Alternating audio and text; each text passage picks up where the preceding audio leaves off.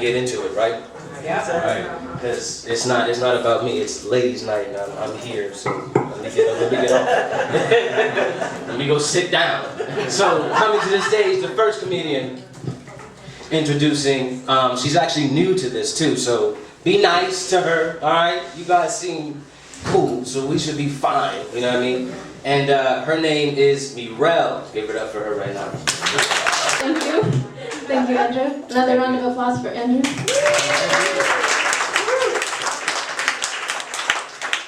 So my name is Mireille Villarqui. I'm the first to admit that my name is very difficult to pronounce and spell. Most people, when they hear Mireille, they want to know how to spell it, and in my mind I'm going, no, that's a mistake. You really don't want to know. But I tell them. I love my bank manager because John. I went by a nickname at first, Mimi, and then I kind of got tired of being called Mimi. It's like you outgrow something, so I insisted, please call me Mireille. And then, so I went to the bank and he said, I'm sorry, he wanted to call me Mimi, but he stopped himself. How do I pronounce your name again? And I said, okay, John, you look like you're maybe in choir, you look musical, are you? He said, yes. So I said, okay, it's sort of like do, re, mi, but backwards. Mi, re, do. It worked. The next time I went to the bank, I walked in the glass doors, I could see him from like 20 feet away, and I saw him go,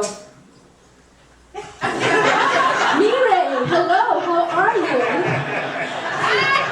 I was happy, he was happy, it was all good. My mother is the one who gave me this name. She, to this day, cannot pronounce it. She doesn't speak French. It is French. Yes, I blame her for many things. I'm going to write an unauthorized biography on her. It's called What Was My Mother Thinking? Or The Chronicles of Mommy, Even More Dearest. I tried calling her Mommy Dearest one time when I was 15. She didn't really like it. She said, don't call me that. And I said, okay, Mommy, Dearest. She didn't like that either. I started dating a guy this summer, and his name is about as difficult as mine is. It's Czech. For anyone who thinks French is a hard language, Czech is a lot harder. The first word I learned was actually goodbye, because I said I wanted to say hello to him and meet him, but the only word I knew was goodbye, so I said na shledanou. And he smiled and said, are you leaving? Well, I did end up breaking up with him because he called me a name in Czech and wouldn't tell me what it meant. Yeah. I found out a couple days later on the phone. He didn't want to tell me in person because he knew I was angry.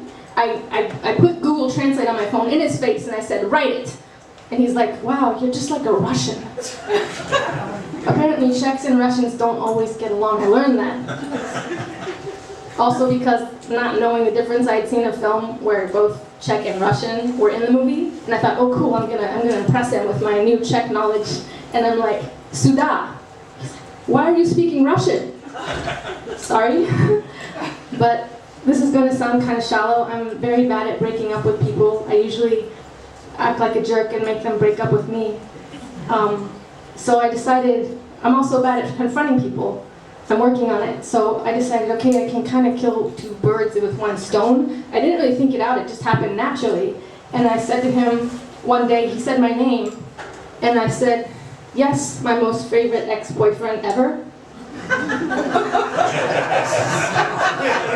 And he kind of looked at me and said, what?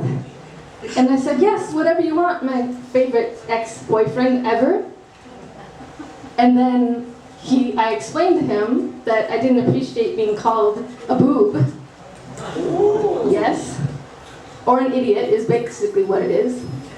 And he understood, and he started saying, okay, my favorite ex-darling, my favorite sweetheart ex-sweetheart. And I think he thought we were going to have make-up sex, but we didn't.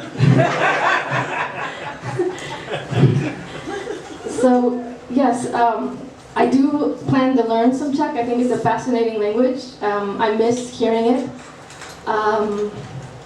And thank you very much. You've been a wonderful audience. You're very